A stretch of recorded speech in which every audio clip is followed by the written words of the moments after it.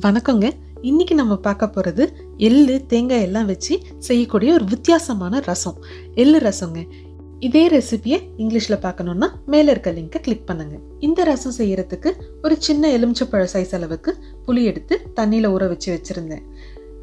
இதை ஒரு பாத்திரத்தில் போட்டு நல்லா கரைச்சிக்கலாம்.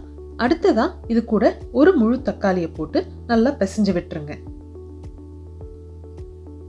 தக்காளியை வெட்டி போடுறத விட இந்த மாதிரி பிசைஞ்சு போட்டிங்கன்னா ரசம் இன்னும் ருசியாக இருக்கும். அடுத்ததா இது கூட தேவையான அளவுக்கு தண்ணி சேர்த்துக்கலாம்.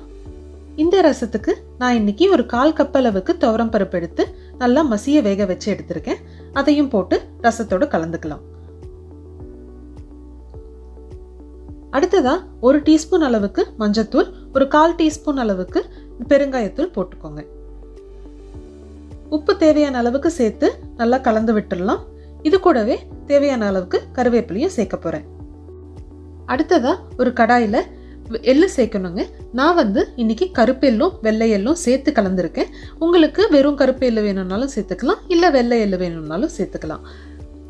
இதை நல்லா கொஞ்சம் பொன்னிறமா வர அளவுக்கு வறுத்து எடுத்துக்கலாம்.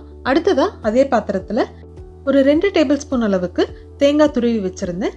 அதையும் போட்டு நல்லா வறுத்து எடுத்துக்கலாம். தேங்காய் நல்லா இந்த மாதிரி செவந்து வர ஆரம்பிச்சதுக்கு அப்புறமா தனியாக ஒரு பாத்திரத்தில் எடுத்து வச்சிடலாம். இப்போ ஒரு மிக்சி ஜாரில் 1 டேபிள் ஸ்பூன் மிளகு, 1 டேபிள் ஸ்பூன் சீரகம் போட்டு இது கூடவே நம்ம வறுத்து வச்ச எள்ளையும் தேங்காவையும் கூட சேர்த்துக்கலாம்.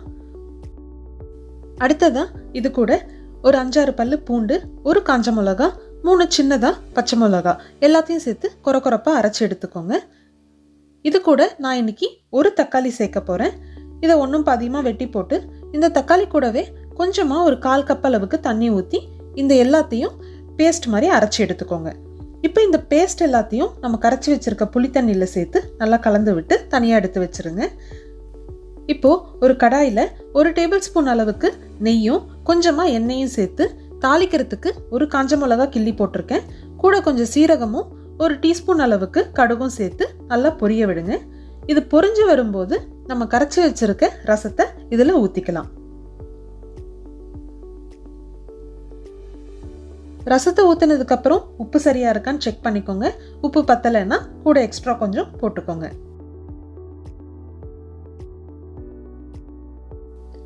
எல்லாத்தையும் இந்த மாதிரி ஊத்தினதுக்கு அப்புறமா நம்ம கேஸை ஹைல வச்சிடலாம்.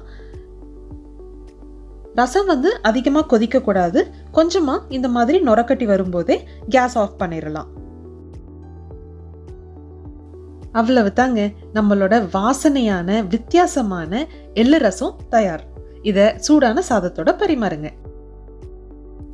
இந்த வீடியோ உங்களுக்கு பிடிச்சிருந்ததுன்னா லைக் பண்ணிட்டு சேனலுக்கு சப்ஸ்கிரைப் பண்ணுங்க.